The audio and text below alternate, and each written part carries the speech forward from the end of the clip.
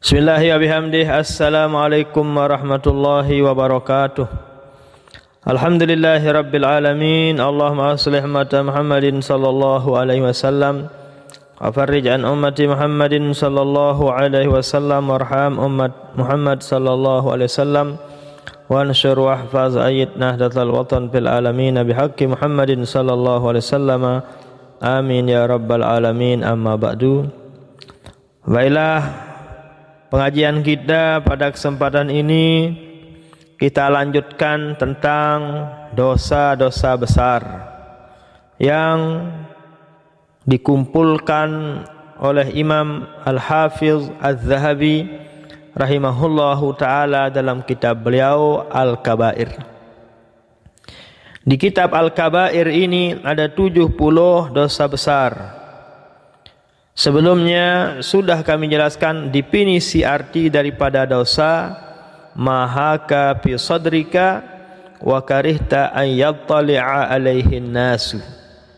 Apa yang ada pada hati pikiran kita, dan jika kita nampakkan apa yang ada hati dan pikiran lalu kita malu, maka itulah arti makna daripada dosa menurut hadis yang dijelaskan oleh Nabi besar kita Nabi Muhammad sallallahu alaihi wasallam. Lalu apakah arti dosa besar? Arti dosa besar itu adalah ma tu'ida fihi, ma fihi wa'dun. Bahasa kita adalah segala perbuatan yang ada hukumannya di Al-Qur'an maupun di hadis Rasul sallallahu alaihi wasallam, itulah yang dikategorikan dosa besar. Misalnya syirik, seperti yang sudah kita jelaskan. Apa hukuman bagi orang yang syirik ini? Na'udzubillah summa na'udzubillah, dosa salahnya tidak diampunkan.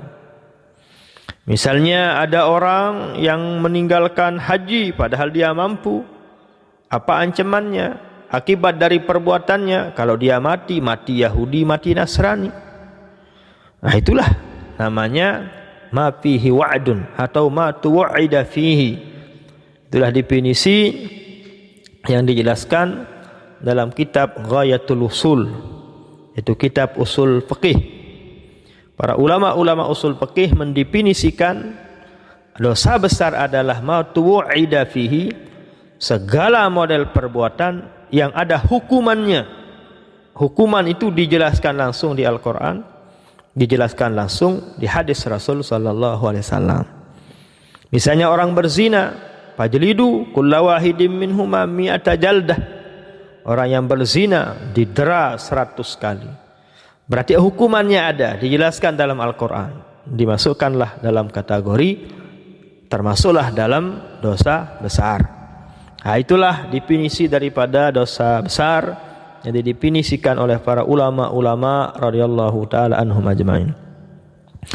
Baiklah, pada kesempatan ini sekarang adalah yang ke-8, al-kabiratus saminatu. Dosa besar yang ke-8 adalah uququl walidain, durhaka kepada orang tua. Orang yang durhaka kepada orang tua termasuk orang itu na'udzubillah melakukan dosa besar. Ya, bagaimana dalam Al-Qur'annya Allah Subhanahu wa taala sudah menjelaskan, mewajibkan bagi kita semua untuk berbakti kepada orang tua. Wa qadha rabbuka alla ta'budu illa iyyah. Allah sudah mewajibkan bagi kita semua agar jangan kita menyembah, beribadah selain Allah Subhanahu wa taala. Wa bil walidaini ihsana, dan Allah mewajibkan bagi kita semua berbuat ihsan, berbuat baik, bertutur kata yang baik, berprasangka yang baik. Kepada siapa? Bil walidain, kepada dua orang tua kita. Orang tua kita itu 3 sabda Nabi, aba ukum salah satun. Orang tua kita ada 3, man waladaka, yang melahirkan kita, ibu bapa. Yang kedua, man zawwajaka benatahu, mertua. Dan yang ketiga adalah man 'allamaka, yang mengajarkan kita. Kepada tiga orang inilah kita semua diwajibkan untuk berbuat ihsan, berbuat baik, bertingkah laku baik, ucapan baik, dan berprasangka yang baik, seperti yang sudah kami ceritakan tadi. Dari ayat ini, siapa saja yang durhaka kepada orang tuanya, otomatis orang tersebut akan mendapat ancaman. Atau apa akibat daripada orang yang durhaka kepada orang tuanya? Kalau seperti itu, karena definisinya ma tu'ida fihi tadi sudah kami jelaskan. Di hadis dijelaskan an Abi Hurairah radhiyallahu taala anhu. Ini di kitab Al-Kabair ini. Qala Rasulullah sallallahu alaihi wasallam arba'atu nafarin haqqun 'ala Allah. Ada 4 napar, ada 4 golongan, ada 4 orang yang haknya Allah untuk alla yudkhilahumullahul jannah, untuk Allah tidak masukkan ke surga. Ada 4 orang yang Allah tidak masukkan ke surga. Wala yuziquhum na'imaha, Allah juga tidak akan berikan nikmat yang ada di surga. Siapakah 4 orang yang tidak akan dimasukkan ke dalam surga oleh Allah? Pertama adalah mudminu khamrin, orang yang belum bertaubat dari narkoba. Yang kedua wa akilur riba, orang yang makan riba. Orang yang makan riba sampai masuk liang lahat, sampai meninggal dunia belum bertaubat, maka orang itu tidak dimasukkan ke dalam surga oleh Allah Subhanahu wa taala.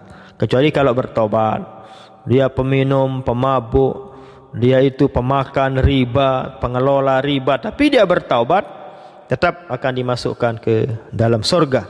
Tapi kalau tidak bertaubat sampai akhir hayat, nauzubillah, itulah yang dimaksudkan dengan hadis ini, orang yang tidak bertaubat sampai akhir hayat.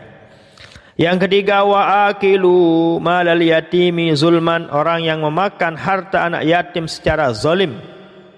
Orang yang memakan harta anak yatim secara zalim, itulah termasuk orang yang tidak akan dimasukkan ke dalam surga oleh Allah Subhanahu wa taala. Jadi ada kalanya boleh memakan harta anak yatim. Misalnya kita mengelola harta anak yatim, boleh kita mengambil upah dari sana, tapi sepantasnya. Misalnya kita mengelola sawah, misalnya kita kerja setiap hari, ya kita hitung berapa upah orang harian. Misalnya upah orang harian 100.000, berapa hari dikelola, berapa hari dia bekerja, tinggal dia hitung, dia perkirakan. Jadi boleh memakan, boleh mengambil harta anak yatim, tapi dengan jangan secara zulman. Boleh kita makan, boleh kita ngambil, boleh kita ambil upah dari harta anak yatim sepantasnya, sewajarnya. Ya, jika membutuhkan, tapi tetap paling bagus ya jangan diambil, itu paling bagus. Tapi dari segi bolehnya boleh saja, tapi dari segi afdalnya lebih baik tidak mengambil harta anak yatim. Orang yang mengambil harta anak yatim, itulah orang yang memasukkan api neraka jahanam ke dalam perutnya, nauzubillah. Ini poinnya yang keempat ini. Wal'aqu liwalidayhi, orang yang durhaka kepada orang tuanya. Orang yang durhaka kepada orang tuanya, hukumannya, ancamannya sesuai yang dijelaskan oleh Rasul sallallahu alaihi wasallam adalah la yudkhiluhumullahul jannah. Orang itu tidak akan masuk ke surga. Nauzubillah. Illa an yatubu, kecuali kalau yang 4 orang ini taubat. Jadi dalam hadis ini yang diriwayatkan oleh Abu Hurairah bahwa Rasul sallallahu alaihi wasallam bersabda, ada 4 orang yang tidak akan dimasukkan ke surga oleh Allah. Itu orang yang pemabuk, pengedar narkoba, pecandu narkoba. Yang kedua adalah orang yang makan riba. Yang ketiga orang yang makan harta anak yatim secara zalim. Dan yang keempat adalah orang yang durhaka kepada 2 orang tuanya. Illa an yatubu, sabda Nabi, kecuali kalau mereka yang 4 orang ini bertaubat, maka tetap akan dimasukkan ke surga dan diampuni dosa salahnya oleh Allah Subhanahu wa taala.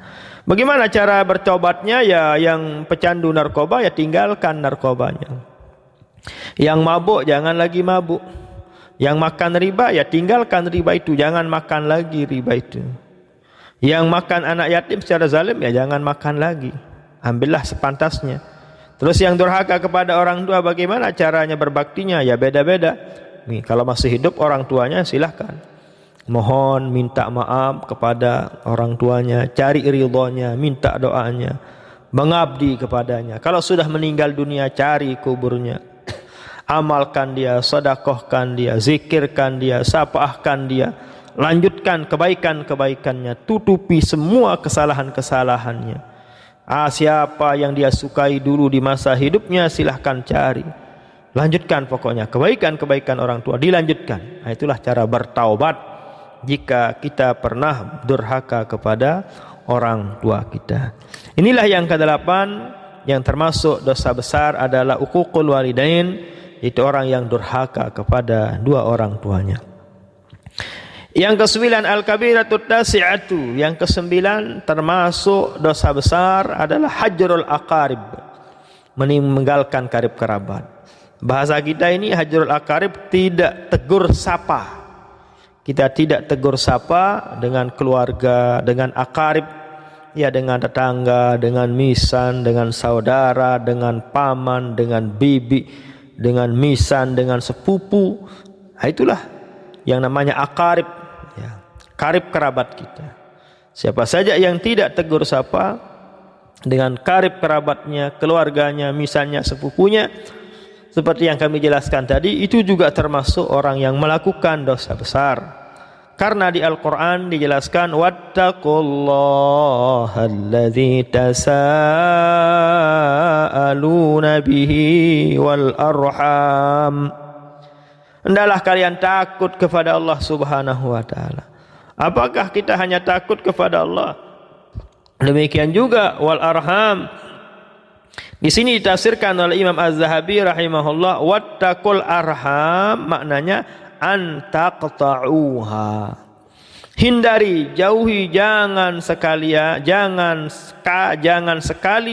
kalian antaqta'ul arham, putus tali silaturrahim dengan arham, dengan akarib, dengan keluarga, dengan tetangga, dengan paman, bibi, sepupu dan seterusnya. Jangan sekali kita putus hubungan dengan mereka-mereka ini. Nah, bagaimana akibatnya? Orang yang hajrul aqarib, orang yang tidak tegur sapa, apa akibatnya? Wa fis sahihain, di Sahih Bukhari dan Sahih Muslim, anna Rasulullah sallallahu alaihi wasallam qala la yadkhulul jannata qati'ur rahimin. Tidak akan masuk surga orang yang putus tali silaturahimnya. Itulah ancamannya. Itulah akibat bagi orang yang memutuskan tali silaturahimnya. Orang tersebut tidak akan dimasukkan ke surga oleh Allah Subhanahu wa taala kecuali bertaubat. Bagaimana cara bertaubatnya? Ya, tinggal saling memaafkan, mencari dia, sambung tali silaturahimnya. Itulah cara kita bertaubat. Di sini juga dijelaskan wan Ali bin Al-Husain radhiyallahu taala anhu annahu qala liwaladihi. Ya, ini nasihat dari Sayyidina Ali bin Husain. Ya bunayya la tashab qati'ar rahimin. Jangan engkau tashab, artinya jangan engkau mendekat. Jangan engkau mendekat, jangan engkau patuh, jangan engkau bersahabat dengan orang yang mengadakan perputusan tali silaturahim. Qati'ur rahimin, orang yang putus tali silaturahimnya. Kalau engkau tahu orang itu putus tali silaturahim dengan keluarga tetangga, la tashab, jangan engkau patuh dengan dia, jangan engkau bersahabat dengan dia. Kenapa? Fa inni wajadtuhu mal'unan fi kitabillahi fi salasati mawadi'a.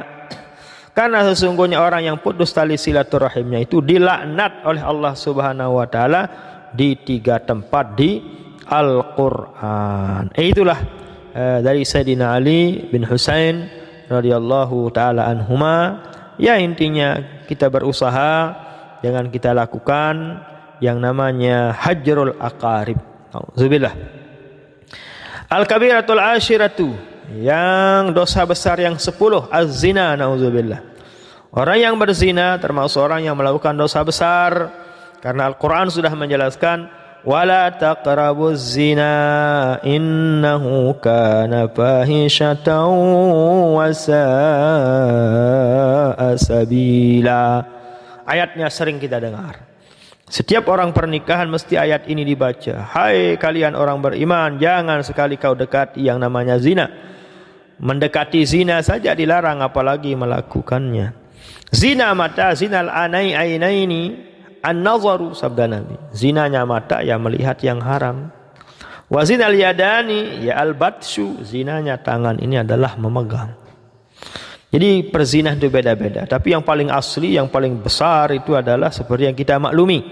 Innahu kana fahisyatan wa sa'a sabila. Karena yang namanya zina, na'udzubillah, sangatlah keji, sangatlah tidak terpuji, sangatlah tidak baik. Itu merupakan perbuatan yang sa'a sabila, perbuatan yang paling jelek yang namanya zina itu. Bayangkan akibatnya, na'udzubillah, kalau orang berzina, kalau lahir, Masya Allah, sampai keturunannya, berapa keturunannya menjadi terganggu akibat perbuatan itu. Pantaslah makanya ancamannya dalam hadis Rasul sallallahu alaihi wasallam, "Iza zanal abdu kharaja minhul iman." Apabila seorang hamba itu berzina, naudzubillah, kharaja minhul iman. Iman itu keluar darinya. Jadi orang itu bisa berzina karena imannya keluar, imannya tidak ada pada waktu itu. Di dalam hadis lain juga Rasul sallallahu alaihi wasallam menjelaskan, "Man zana aw syaribal khamra," siapa saja yang berzina atau minuman khamar, minuman keras, naza'allahu minhul iman, Allah itu mencabut imannya, na'udzubillah. Kama yakhla'ul insanul qamisa min ra'sihi, diibaratkan oleh Nabi seumpama orang membuka bajunya, dia tarik bajunya ke atas melalui kepalanya.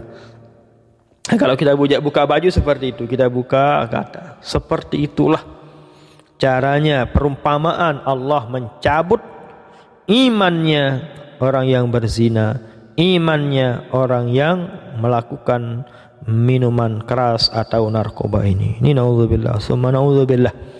Jadi sangatlah tidak baik, sangatlah keji, sangatlah tidak terpuji yang namanya perbuatan zina. Akibatnya masalah sampai sekian keturunan. Dan inilah yang ke-10 dosa besar yang harus dan wajib kita hindari, dan selalu kita berdoa mohon taufik hidayah kepada Allah Subhanahu wa taala. Mudahan kita semua dihindari, terjaga, terpelihara dari semua dosa-dosa besar yang dijelaskan oleh Imam Az-Zahabi rahimahullah, maupun yang akan dijelaskan nanti oleh Imam Ibnu Hajar Al-Haytami rahimahullahu taala. Mudah-mudahan dengan karamah, dengan keilmuan, keulamaan, kewalian daripada Imam Az-Zahabi dan Imam Ibnu Hajar Al-Haytami rahimahullah, kita terpelihara dari dosa-dosa besar ini. Siril Fatihah.